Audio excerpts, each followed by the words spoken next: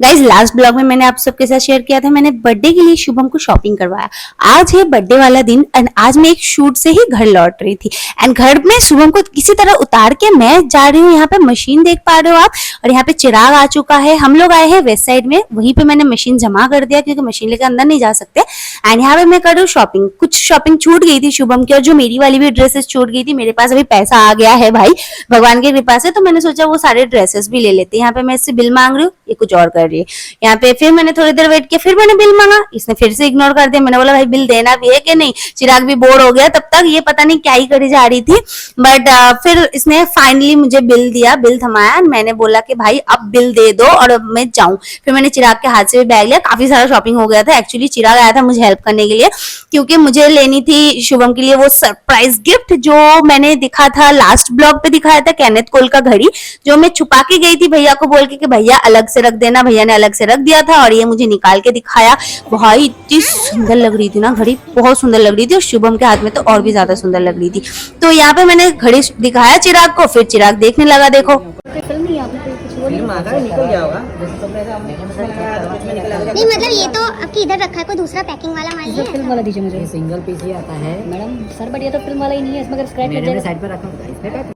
सच बोलूं चिराग ने इतना ज्यादा इंस्पेक्शन कर लिया था ना कि मुझे थोड़ी बहुत ऑकवर्ड लग रहा था। बट हाँ भाई ये बनता भी है, इतना महंगा अगर चीज कुछ खरीद रहे तो हमें सही से देखभाल के लेना चाहिए, कहीं हमें कोई किसी ने ठगा ना दो या फिर क्या बोलूं। बट अल्टीमेटली चिराग ने एज अ बड़ा भाई के नाते बहुत सारी चीजें देखा कि भाई नया है कैसा है। बाद में उसने अल्टीमेटली प्रशंसा किया घड़ी का कि हाँ देवजानी घड़ी बहुत सुंदर है। मैं तो बस उस दिन उस समय का वेट कर रही हूँ कि शुभम जब ये घड़ी देखेगा कि उसको कैसा रिएक्शन होगा, कितना अच्छा लगेगा।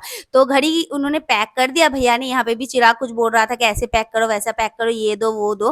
तो फिर जब भैया ने अल्टीमेटली घड़ी पैक कर दिया तो उन्होंने बोला कि चलो भाई अब हम तुम्हारे घड़ी को पैक कर देते। ये हमारा जो घड़ी था वो था केनेथ कोल का, ये एक न्यूयॉर्क की कंपनी है। एंड इस घड़ी में खासियत ये थी कि ये घड़ी पहला तो बहुत महंगा है, दूसरा है कि ये घड़ी फुल्ली ऑटोमेटिक है, तो ना बैटरी से ऑपरेट होता है ना किसी से। तो ये एक बार एक पेंडुलम जैसा पीछे कुछ है, तो वो एक बार हिलने पे 48 आवर्स तक वो घड़ी चलता है। तो ये टाइटन के बैग में क्यों पैक कर रहे हैं, मैंने जब पूछा तो भैया ने बोला कि इंडिया में टाइटन ओन करता है इसको पेरेंट कंपनी के हिसाब से। ये बिलिंग के लिए हमें ले जा रहे। चिराग भी मेरे साथ साथ जा रहा है। लाइफस्टाइल की मैडम मुझे बता रही थी कि ये ऑफर आपको मिलेगा आगे जाके अगर आप मेंबरशिप लोगे। ऑल्सो घड़ी में भी थोड़ी बहुत डिस्काउंट हो जाएगा। मैंने बोला कर दो यार। फिर मैंने मेंबरशिप भी ले लिया, कार्ड स्वाइप किया एंड कार्ड स्वाइप करने के बाद मुझे बिल भी मिल गया तुरंत ही। फिर हमने भाई घड़ी लिया और मैंने बोला चिराग तुम इसे अपने पास ही रखो क्योंकि मैं ले जाऊंगी तो दिख जाएगा शुभम को। तो चिराग का काम था उसको पैक करके गिफ्ट रैप करके अच्छे से लाना। नेक्स्ट ब्लॉग में मैंने क्या किया, कैसे सरप्राइज दिया देखो।